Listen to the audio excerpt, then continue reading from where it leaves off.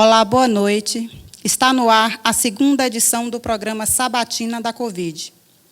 O tema de hoje é saúde mental em tempos de pandemia. E você, como está conseguindo lidar com a situação do isolamento social? Como está sendo lidar com as crianças que, por força da pandemia, têm que ficar em casa? Como está sendo você segurar toda essa onda sem esfraquejar? Vou convidar para entrar aqui no nosso estúdio a psicóloga do CAPS, Maria Soane. Vou colocar minha máscara para que assim a gente possa bater aquele papinho beleza.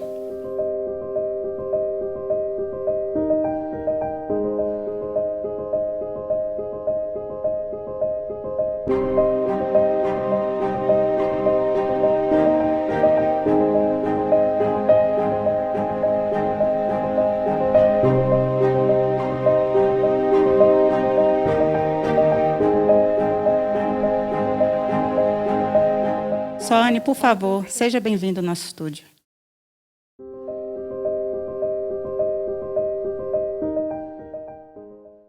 Boa noite, Soane. Seja bem-vinda ao programa, né? Sinta-se em casa. Sabe que a gente vai discutir aqui temas muito importantes, né? Boa noite, Risoleta. Boa noite, população santarritense. Obrigado por estar aqui hoje com você no programa da Sabatina do Covid. Olá, gente. Para dar prosseguimento ao nosso programa, a gente vai ouvir um depoimento muito importante e que, graças a Deus, deu tudo certo. É uma experiência bastante diferente, né? Porque eu morria de medo de saber que estava contaminada, principalmente porque eu tinha quase certeza que se eu adquirisse essa contaminação, eu ia passar para meu pai, né? Aí fiquei com ele uns 2 dias sem procurar o médico, com medo de procurar o médico e lá ele contrair coronavírus, né? Eu nunca imaginava que ele estava, né? Tanto que eu demorei de buscar o socorro com medo dessa coisa. O que eu recomendo a todos é que não tenha esse medo, porque é tudo muito simples. No dia que a menina veio aqui, colheu o material, logo deu a notícia. No momento, eu fiquei em estado de choque, né? Então, o conselho que eu dou a todos, que se tiverem com sintomas, procure a equipe lá, ligue, que eles vão te acolher com todo carinho, porque a gente foi muito bem acolhido por todo mundo, né? Os vizinhos, às vezes a gente diz assim, não, eu tô com medo da rejeição, mas na minha parte eu não vi rejeição da parte de ninguém. Todo mundo só dando apoio, né? E se oferecendo. Não escondi para ninguém, mesmo porque eu me preocupei com as pessoas que às vezes vinha a todo mundo que eu imaginava que podia ter sido contaminado por causa de mim. Eu já fui ligando logo e dizendo, ó, fique observando, porque a gente teve o pessoal da saúde lá, do hospital, todo mundo deu o maior apoio e eu agradeço, né? Só Deus que vai pagar todo mundo por mim, né? No depoimento da Marisa, o que me chamou a atenção é que o mesmo receio que ela tinha é o mesmo que eu tenho, né? Porque eu tenho uma mãe de 75 anos em casa com doenças pré-existentes. Então, assim, qual o filho que não tem medo do seu pai, da sua mãe ser contaminado, né? Principalmente um vírus que é tão agressivo, que é tão massacrante, e que, além de privar o enfermo do convívio ali da família, ainda ainda tira a gente como é que se diz, de estar ali na companhia dele, no caso de chegar a óbito, de fazer um velório, que eu acho que é isso que mais deixa as famílias dilaceradas, é mais isso, esse estrago que o Covid faz, né? Então, é isso que me deixa com bastante medo. E eu me senti, o depoimento dela é basicamente o que eu sinto. Trazendo para o lado da saúde mental, a fala de Marise É bastante nítido essa situação e essa angústia que ela está tendo, este medo excessivo, tanto do pai como também dela. E ao falar do isolamento social, né, que é algo que a gente está mais trabalhando em meio da pandemia, é isso, o isolamento social que vai deixar marcas para o futuro, aquelas marcas na memória das pessoas, que vão ser, sim, inesquecíveis. Na realidade, a Marise relata que ela ficou com medo do pai dela ser contaminado, né? Então, assim, não era nem por ela, Marise, mas pelo pai, que já é da área de risco. Então, assim, o que ela poderia fazer? Mas, na realidade, infelizmente, aconteceu. E, graças a Deus, deu tudo certo para ele, para ela. Foi o paciente mais idoso que teve aqui na região. E, pela graça de Deus, ele conseguiu sair sã e salvo disso aí. E tem muitas pessoas, inclusive, chegando a óbito em casa. O índice, a gente pode perceber isso nos jornais, que aumentaram muito as pessoas morrendo em casa porque está com medo de levar aquele familiar até o hospital, porque tem medo de adquirir o vírus ali, né? De ser contaminado no âmbito hospitalar. E, assim, eu acredito que procurar o SUS nesse momento é muito complicado, porque o sistema não estava preparado para isso, né? Então, assim, ficar em casa ou não ficar em casa? O que na realidade precisa ser feito? Então, assim, é muito complicado.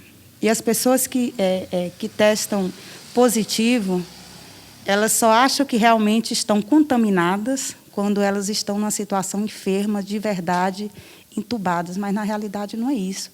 Se você que está contaminado, você tem a condição de passar aquele vírus, não é assim? E, principalmente, as situações das pessoas assintomáticas, né? Que foi o caso da Marise, que nós percebemos aqui no vídeo, né? Que ela foi uma situação assintomática e depois o pai começou a ter todos os sintomas. O que você diria para uma pessoa que chega e relata para você que está com medo de ser contaminada, que está com medo de contaminar quem está em casa, que tem receio de procurar o postinho, o hospital, que seja lá como for, que não dorme à noite e que, na realidade, não está sabendo lidar com esse sistema novo de isolamento, de contaminação, de disseminação, que, na realidade, tudo é uma loucura, né? Tudo muito novo. Então, as pessoas elas ainda estão se adaptando, tentando se adaptar, porque ninguém vai conseguir se adaptar ao Covid, né? A gente tem esperança que uma vacina seja desenvolvida para que conseguimos ficar mais seguros. Diante o atual cenário que estamos vivendo hoje, sentir um medo, um receio, se eu falar para você que não existe, né, isso é algo de pessoas que talvez não está vivendo nesse atual momento. Mas sentir um medo, ele é normal. Porque é algo novo, como você acabou de destacar, né, de falar aí. É algo novo, ninguém estava preparado. E o emocional é algo que foi visto em segundo plano, né? Como que a gente vai trabalhar com isso tudo? Aí é o momento que a gente pode estar trabalhando o equilíbrio emocional, gente. Né? Tá trabalhando esse equilíbrio emocional para que possamos conseguir passar bem durante esta pandemia. Porque este equilíbrio emocional, quando ele não está bem, começa a afetar o nosso lado fisiológico, comportamental. O coração começa a acelerar, começa a vir a cefaleia, que é a dor de cabeça muito forte, tremores no corpo todo, e assim como outros sintomas. Será se eu vou morrer? Será se a minha mãe vai morrer? O meu pai vai morrer? Quem vai ficar adiante depois que tudo isso passar? Quem vai ficar aqui? Então, isso vem várias e várias perguntas, começa a vir na nossa cabeça, e com isso, começa a vir também como que eu vou resolver tudo isso. É natural este medo excessivo, mas precisamos desse equilíbrio emocional para que possamos passar bem. Solane, como está sendo para você, um profissional tão jovem, dar com essa demanda no município? Como temos uma equipe de multiprofissionais dentro da unidade, né, isso está fazendo com que ocorra um acolhimento desses indivíduos que vêm com seus anseios, com as suas queixas, utilizando técnicas terapêuticas naquela unidade, naquele ambiente de trabalho ali. Aproveitando o gancho, vamos ver como é que está o atendimento no Centro do Covid. Olá, Risoleta e todos que estão nos assistindo. A gente tem como objetivo monitorar de forma mais especificada e personalizada a esses indivíduos que podem estar apresentando alguma queixa, alguns sintomas que podem estar testando positivo ou não para o Covid-19. Dessa forma, é uma equipe multidisciplinar, juntamente com a VIEP, que a gente faz todo esse monitoramento e também realiza as testagens dentro desse centro. De acordo a isso, o âmbito da psicologia tem uma tendência de monitorar esses pacientes que estão com um estado de vulnerabilidade social e emocional abalado. Stephanie, me diz uma coisa, você já atendeu algum paciente que tenha sofrido preconceito por estar contaminado com o Covid?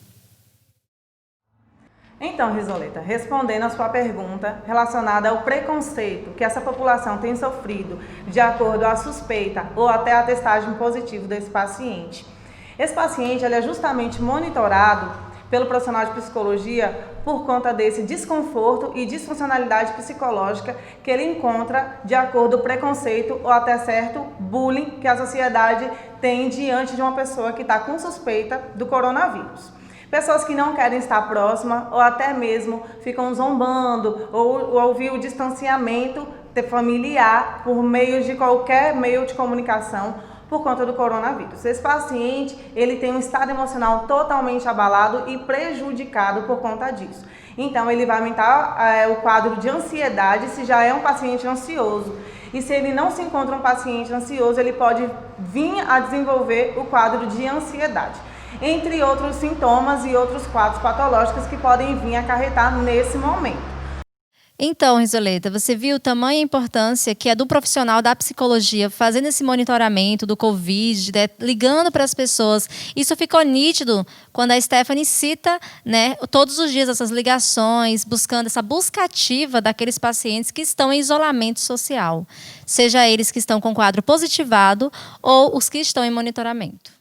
O que a gente faz nesse monitoramento? A gente procura dar a instabilidade e o equilíbrio emocional, fazendo uma psicoeducação com esse paciente. Ele vai saber justamente tudo o que ocorre, qual é o vírus, o que esse vírus tem a prejudicar, tanto para ele, no meio social e familiar, tanto também para a população, ou seja, outras pessoas que possam vir estar com suspeita. A gente também procura e se preocupa em restabelecer esse paciente para a volta à sociedade. Por conta que esse paciente, se ele entrou em estado de monitoramento, então esse paciente em algum momento ele vai precisar retornar à sua rotina diária. Então a gente prepara ele para os possíveis questionamentos e para ele poder encarar novamente a sua rotina. Vale ressaltar aqui também, Risoleta, que todos os equipamentos aqui do município, eles sofreram uma adaptação positiva para poder estar fornecendo esse tipo de atendimento.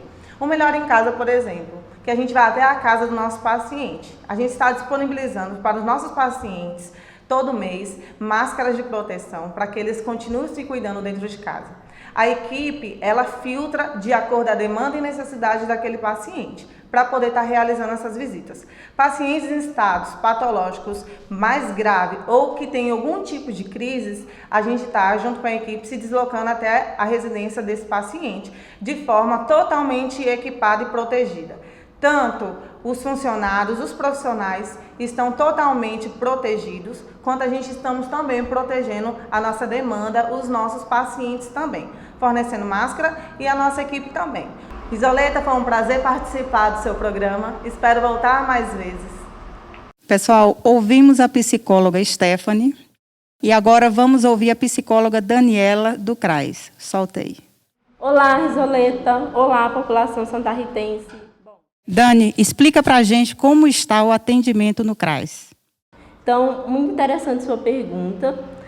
Com relação aos nossos atendimentos diante desse cenário de pandemia, nós tentamos adaptar todo o trabalho de acordo com a portaria número 100 de 14 de julho de 2020, que traz algumas normativas para a oferta dos serviços socioassistenciais no âmbito da assistência social. Então, a gente procurou estar adaptando todas as nossas ações, né, todas as ações socioassistenciais. Então, a gente tem restringido as visitas domiciliares, né, as visitas só são feitas em casos muito urgentes, né, mas sempre estamos dando prioridade aos acolhimentos. Então, sempre que a nossa unidade ela é procurada, o demandatário ele é acolhido, né, é realizada a articulação com toda a rede de atenção psicossocial do município. Nós continuamos com o plano de atendimento familiar quando é necessário, quando a gente observa aquela demanda, que aquela demanda é nossa, que a gente precisa dar uma atenção.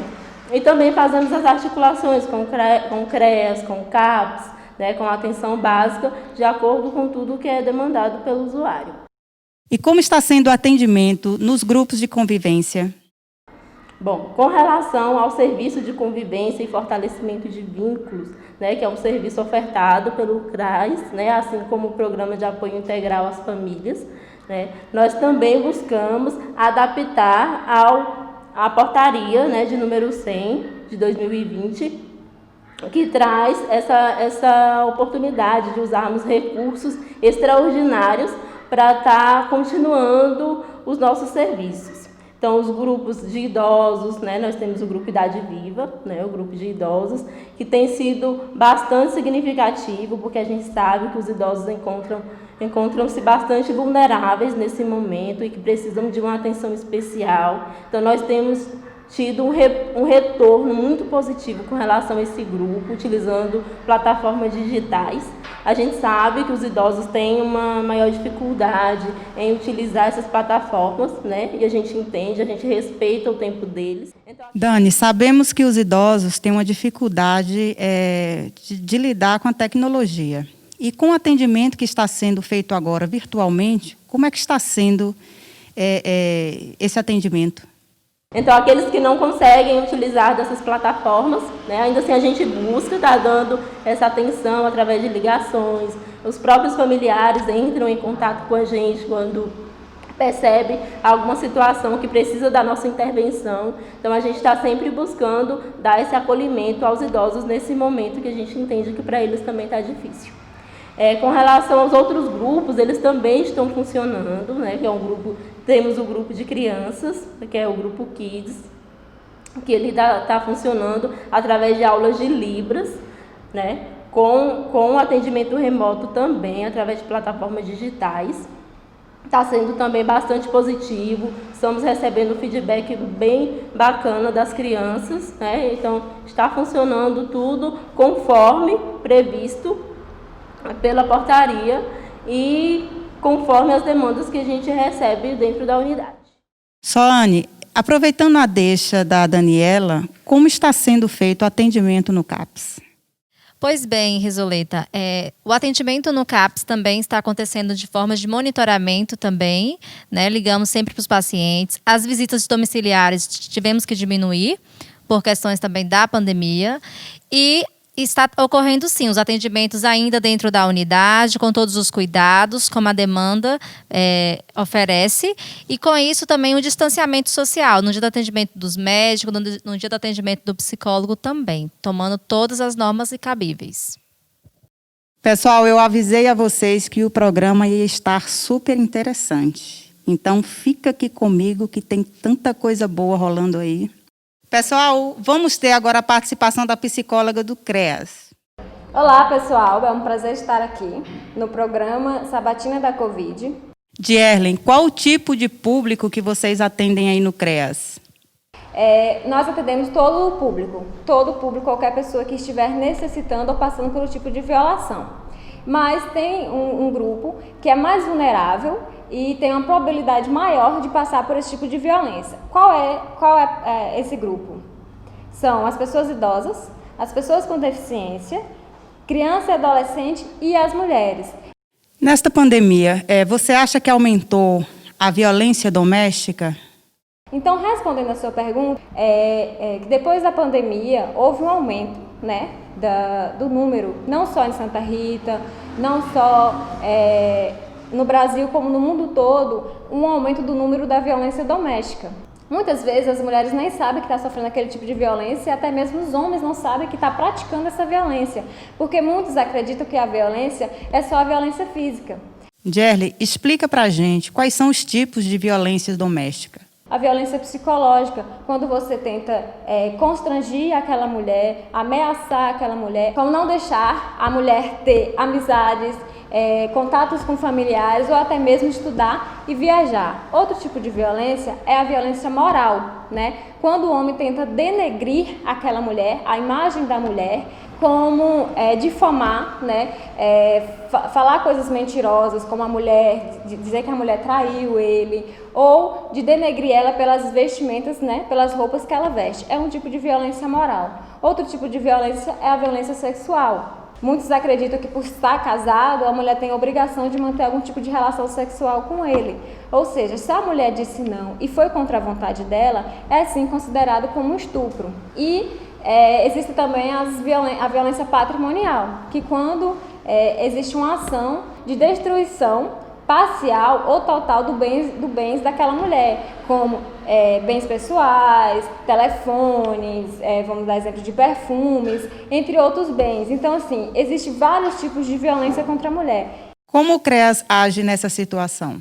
A gente tem advogado, assistente social e psicólogo, né? A gente tem como advogada para orientar, dar orientação jurídica e também um apoio psicológico.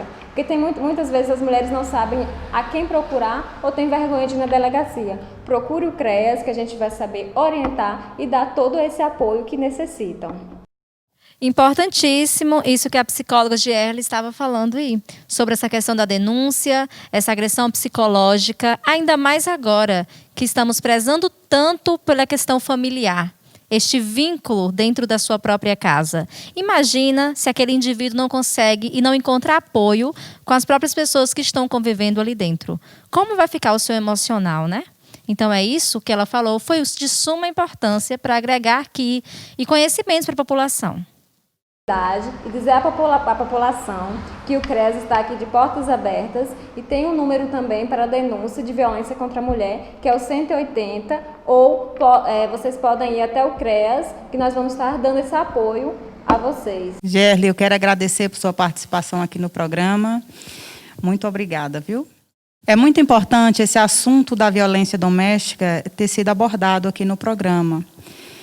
Para que as mulheres possam se atentar e se proteger mais com relação a isso, né?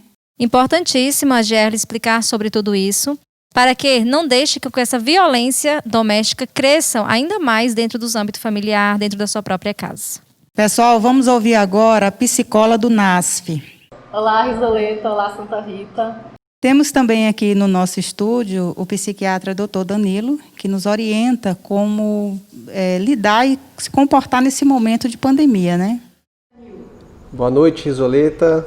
Boa noite a todos. Eu sou o Dr. Danilo Dias e eu sou psiquiatra adulto e psiquiatra infantil. Eu atendo em Brasília e aqui na região. Estou aqui na região desde 2013. E desde 2017 eu comecei a atender aqui em Santa Rita, que é a cidade da minha família, é a cidade da minha infância, a cidade que eu tenho carinho, né? E hoje a gente vai abordar sobre um tema de bastante importância, que é a saúde mental, principalmente nesse contexto atual da pandemia do Covid-19. Então a gente percebe que tem aumentado o número de casos, né?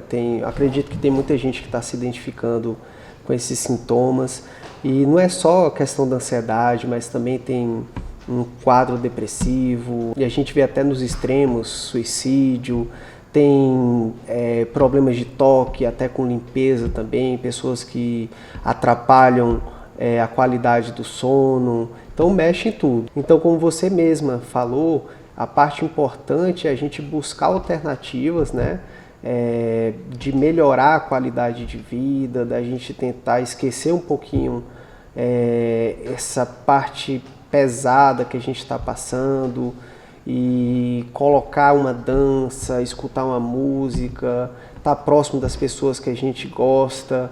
E o próximo, às vezes, não é de forma física, como eu falei, mas está presente. E aí está presente para poder ajudar, para poder orientar.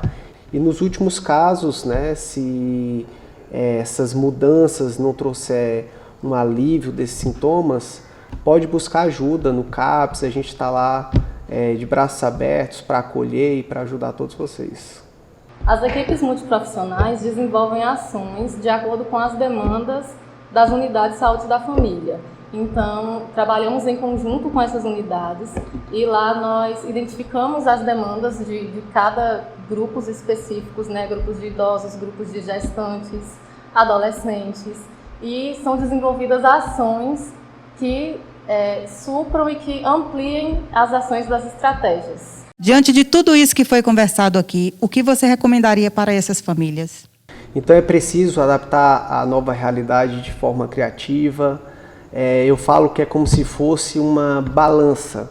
Se de um lado vem os fatores negativos, os fatores que vão propiciar uma doença mental, como o estresse, a mudança repentina da rotina de todo mundo, né? O uso de máscara, a gente tem que evitar aglomerações, muita gente está trabalhando de casa, outros perderam o emprego, criança em casa, né? Porque está com essa restrição de aulas também. Então, todo esse lado negativo, ele está pesando bastante de um lado da balança. E a gente tem que fazer de forma simples, equilibrar essa balança. O que a gente pode colocar do lado positivo? A gente pode melhorar a qualidade de vida. Então, colocar atividade física, tentar melhorar a alimentação, melhorar o sono, buscar, por exemplo, se a gente não pode fazer uma atividade física em ambiente externo, ao ar livre, que a gente hoje pode acessar o YouTube, e nele tem danças, né? Tem aula de relaxamento, tem yoga, tem funcional. E se não tiver acesso à internet, não tem desculpa também para ninguém. Dá para fazer uma dança, liga um som e coloca lá qualquer dança. Se você fizer 20, 30 minutos de atividade física todo dia, a gente vai estar preenchendo esse lado positivo da balança. E aí equilibra, né? O que é que a gente pode fazer em relação a isso, né? Como que essas famílias podem aproveitar esse convívio aumentado, esse convívio ampliado nesse período de pandemia, né? A gente pode tirar esse período para redescobrir nossa família, né? A gente passa tanto tempo convivendo sempre com aquelas pessoas, diariamente, no dia a dia, mas às vezes a gente acaba não tendo tanta intimidade com elas, a gente acaba não conhecendo bem quem está do nosso lado. Então, por que não tirar esse tempo para aproveitar essas companhias, né, essas pessoas que você tem em casa? É importante também se envolver em atividades prazerosas, criar uma rotina, né, estruturar uma rotina, principalmente para as pessoas que tiveram suas rotinas alteradas em virtude da pandemia, que tiveram que deixar seus trabalhos nesse período. Então, busque estruturar uma rotina. Pode ser útil essa atividade de estruturar rotinas e incluir nelas atividades prazerosas também, né? Então, se você trabalhava, busque vincular o seu trabalho um pouco na rotina que você vai criar e atividades que você gosta, atividades que sejam prazerosas para você. O que você pensa disso? Desfocar um pouco do assunto Covid é muito importante. Não é que você vai deixar isso de lado. Você precisa pensar. Você precisa saber e se informar, mas não ter um acúmulo mental, que é totalmente diferente. Porque, de certa forma, a gente acaba sendo traído, né, por nossa própria atenção. Então, se existem atividades prazerosas, por que não também focar um pouquinho nelas? Para sair mais dessa tensão, desse foco tão negativo que é o Covid, né? Isso mesmo, buscar ajuda, reconhecer o seu corpo, reconhecer a sua mente, o que você pensa, fazer atividade física, buscar os meios e as unidades que aqui citamos o tempo todo, essas unidades de apoio. Busque e procure essas ajudas. Reconheça que você tem a necessidade e precisa desses apoios. Em relação às crianças e adolescentes, os estudantes, né, que agora estão ficando mais em casa em virtude da suspensão das aulas, também tente manter, pode ser interessante, manter uma rotina de estudos em casa, Também a mesma dica dos adultos pode ser útil para as crianças, né? Incrementar atividades também prazerosas, incrementar atividades, momentos de convívio com os pais. E pais, expliquem para seus filhos, né, sobretudo as crianças menores, sobre esse tempo, sobre o que está acontecendo. Fala de uma forma clara, tranquila e segura, né, para que eles não fiquem mais ansiosos, mais temerosos em relação a essa situação. Também uma dica para os pais: prestem atenção nos seus filhos, observem mudanças de comportamento, né, saibam o que eles estão fazendo, porque mudanças repentinas, comportamentos que não faziam parte do repertório dessas crianças, né, comportamentos que não eram comuns e que estão surgindo, mesmo comportamentos de maior irritabilidade, ansiedade. Prestem atenção e, em caso de necessidade, procurem ajuda. Estamos chegando ao final de mais um programa Sabatina da Covid e eu quero agradecer a participação do Dr. Danilo e da Gisele e também agradecer a presença da Soane, né, que nos ajudou aqui esclarecendo alguns pontos, algumas coisas, muito importante. Obrigada pelo convite, Risoleta, agradeço pela oportunidade e até a próxima. Então, boa noite a todos, boa noite, Risoleta. Agradeço a oportunidade de participar aqui da Sabatina do Covid. Espero ter contribuído com vocês, espero que vocês sigam as orientações e vamos passar por tudo isso. Um abraço a todos. Obrigado. Obrigado, Risoleta, pela oportunidade no programa Sabatina da Covid. Obrigado, população santarritense, por estar nos prestigiando. Agradeço imensamente estar aqui com todos vocês. Lembrando que, ao sair de casa, somente se houver bastante necessidade, usando sempre a máscara, não esqueçam do álcool em gel, sempre usar bem nas mãos, lavar sempre as mãos ao chegar em casa ou ao encontrar algum momento para fazer tudo isso. E tome os seus cuidados, pessoal. E esse isolamento, essa pandemia, depende de cada um de nós. Lembrando que não deixem de buscar informações, buscarem ajuda. Podem ligar no número que está aparecendo aqui na tela e busque ligando no Disque Covid sempre que houver a necessidade ou alguma dúvida, como também nas unidades que existem pela Secretaria de Saúde e pela Assistência Social.